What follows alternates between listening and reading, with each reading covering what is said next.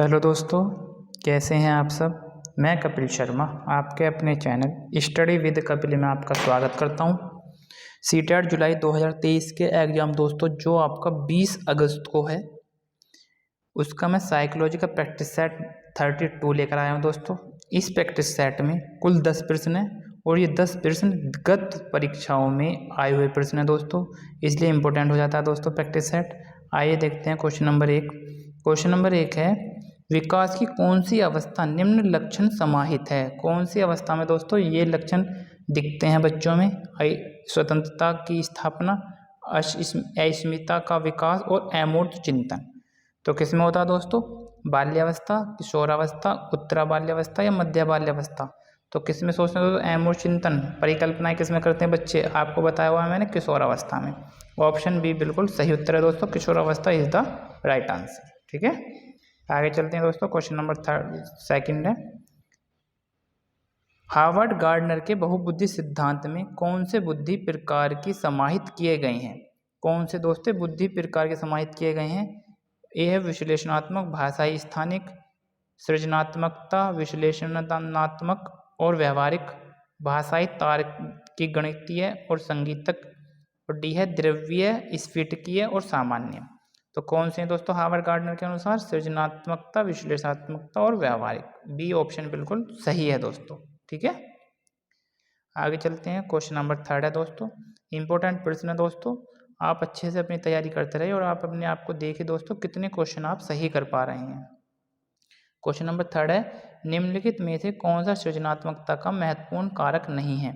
कौन सा नहीं है दोस्तों सृजनात्मकता का, मौलिकता बिल्कुल है दोस्तों, प्रवाह भी है और लचीलापन भी है। अभिसारी चिंतन नहीं है दोस्तों। कौन सा, अभिसारी चिंतन नहीं है। तो सही आंसर हो जाएगा हमारा option number B is the right answer दोस्तों। अच्छे से आप लोगों को ध्यान रखना है। ठीक है, क्वेश्चन नंबर 4 है, एक प्रारंभिक कक्षा कक्ष में एक बच्ची अपने साथ जो अनुभव लाती है उसकी उपेक्षा करनी चाहिए। नहीं दोस्तों, गलत है। उन पर ध्यान नहीं देना चाहिए, ये भी गलत है दोस्तों, ध्यान तो देना चाहिए। उन्हें शामिल कर उनका संचय करना चाहिए। सी ऑप्शन बिल्कुल सही है दोस्तों। डी है उन्हें अस्वीकार करना चाहिए, डी भी गलत है। तो हमारा सही आंसर हो जाएगा option number C is the right answer, कि जो बच्चे साथ अपने साथ जो अनुभव लाते हैं उन्हें शामिल कर उनका संचय करना चाहिए दोस्तों, जिससे बच्चे अपने पूर्व ज्ञान के साथ और अच्छे से सीख पाएं। आगे चलते हैं दोस्तों। क्वेश्चन नंबर 5 है, क्वेश्चन नंबर 5 है दोस्तों, पियाजे के अनुसार इनमें से 4 तत्व विकास को प्रभावित करते हैं। कौन से 4 तत्व हैं जो विकास को प्रभावित करेंगे। परिपक्वता, क्रियाशीलता, सामाजिक अनुभव और संतुलनता, भाषा, संस्कृति, सामाजिक प्रभाव और समायु वर्ग, सकारात्मक व नकारात्मक पुनर्बलन, प्रस्तुतिकरण और दंड हटाया जाना, या अनुवेशन, ध्यान, अवरोधन और स्मृति। तो सही आंसर क्या है दोस्तों, परिपक्वता, क्रियाशीलता, सामाजिक अनुभव और संतुलनता। ए ऑप्शन बिल्कुल सही है दोस्तों, ए इज द राइट आंसर। ठीक है, ए बिल्कुल सही उत्तर है दोस्तों। आगे चलते हैं दोस्तों। क्वेश्चन नंबर 6 देखते हैं। क्वेश्चन नंबर 6 है कि लेव वाइगोत्स्की के अनुसार लेव वाइगोत्स्की व जीन पियाजे के सिद्धांतों में मुख्य भेद क्या है। दोनों में दोस्तों क्या अंतर है। ए है बच्चों की अर्थ संरचना प्रक्रिया में भूमिका, वस्तुनिष्ठ संरचनात्मकता, बच्चों को सक्रिय या निष्क्रिय कार्यकर्ता के रूप में देखना, सी भाषा व सोच के बीच संबंध, और डी है सीखने की प्रक्रिया की समझ सरल जटिल। तो दोस्तों क्या हो जाएगा सही आंसर हमारा, लेव वाइगोत्स्की और जीन पियाजे के सिद्धांतों में मुख्य भेद क्या है दोस्तों, भाषा व सोच के बीच संबंध है। C option is the right answer, कि भाषा व सोच के बीच संबंध जो है वो दोनों के दोनों भेद है दोस्तों। दोनों के दोनों जो पियाजे और लेव वाइगोत्स्की के सिद्धांतों में मुख्य भेद है हमारा ही। ठीक है, आगे चलते हैं दोस्तों। क्वेश्चन नंबर 7 है कि एक प्रगतिशील कक्षा में शिक्षक को क्या करना चाहिए। शिक्षक को दोस्तों क्या करना चाहिए, उपदेशक होना चाहिए, वह सदा कक्षा को नियंत्रित रखना चाहिए।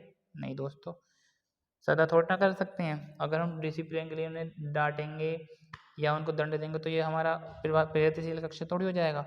छात्रों के ज्ञान, पूर्व ज्ञान व अनुभवों को महत्व देना चाहिए। केवल उन बाह्य उत्प्रेरण पर बल देना चाहिए, ये भी गलत हो जाएगा दोस्तों। छात्रों को आलोचनात्मक तरीकों से सोचने पर प्रोत्साहित करना नहीं चाहिए, ये भी गलत है दोस्तों, करना चाहिए बल्कि। तो बी ऑप्शन हमारा बिल्कुल सही है दोस्तों, B is the right answer. ठीक है, आगे चलते हैं दोस्तों। क्वेश्चन नंबर 8 है, क्वेश्चन नंबर 8 देखते हैं। क्वेश्चन नंबर 8 है दोस्तों कि राष्ट्रीय शिक्षा नीति 2020 में प्रस्तावित समग्र 360 डिग्री बहुआयामी उन्नति पत्र को क्या दर्शाना चाहिए?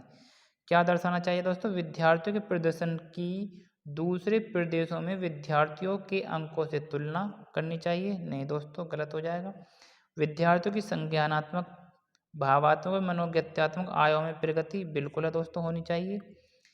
विद्यार्थियों की संज्ञानात्मक क्षमताओं के अनुसार सही पहचान कर 8 बिंदु श्रेणु पैमानों पर नामांकन, ये भी गलत है दोस्तों।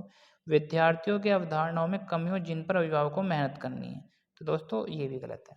तो 360 डिग्री बहुआयामी उन्नति पत्र क्या दर्शाता है दोस्तों?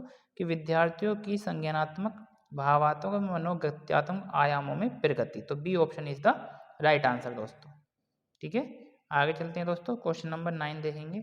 क्वेश्चन नंबर 9 है इंपॉर्टेंट प्रश्न है दोस्तों। ये 10 के 10 जो प्रश्न होते हैं बहुत ही इंपॉर्टेंट प्रश्न होते हैं, इसलिए जरूर दिया कीजिए। पठन वैकल्य वाले विद्यार्थियों की पहचान किन अभिलक्षणों द्वारा की जा सकती है? पठन वैकल्य जो विद्यार्थी होते हैं दोस्तों, क्या पहचान हो सकती है? ए शब्दों की पहचान, बी संकेतन और वर्तनी में संघर्ष। तो ए ही हमारा बिल्कुल सही हो जाएगा दोस्तों, कि शब्दों को पहचानने और वर्तनी में दोस्तों ने संघर्ष होता है, तो वही हमारे पठन वैकल्य की विद्यार्थी की पहचान होती है दोस्तों। बी ध्यान न केंद्रित कर पाना और अति क्रियाशीलता, ये भी गलत है दोस्तों। मौलिकता व प्रवाह लचीलापन, ये भी पठन वैकल्य का नहीं है दोस्तों। मांसपेशियों में संचालन, गति समन्वय में कठिनाई, तो ये भी पठन वैकल्य का नहीं है दोस्तों। तो कौन सा है? पठन वैकल्य वाले विद्यार्थी की पहचान, शब्दों की पहचान, विसंकेतन और वर्तनी में संघर्ष का अनुभव करते हैं दोस्तों। तो A is the right answer. Question number 10 देखते हैं दोस्तों, और ये हमारी वीडियो का आज का अंतिम प्रश्न है। कौन सा संवेग विद्यार्थियों को अधिगम में हतोत्साहित करेगा? हतोत्साहित दोस्तों कौन सा संवेग करेगा? गर्व, ये तो बिल्कुल नहीं करेगा दोस्तों। आनंद भी, उम्मीद भी, बोरियत जो है, जो बोरियत होगा दोस्तों वो हतोत्साहित करेगा। तो option D is the right answer. आशा करता हूँ प्रैक्टिस सेट अच्छा लगा होगा और आप क्वेश्चन 10 में से 10 ही आपका स्कोर आ रहा होगा दोस्तों। जिन दोस्तों ने मेरा चैनल सब्सक्राइब नहीं किया है तो मेरे चैनल को सब्सक्राइब और वीडियो को लाइक जरूर करें। मिलते हैं दोस्तों नेक्स्ट प्रैक्टिस सेट के साथ। धन्यवाद।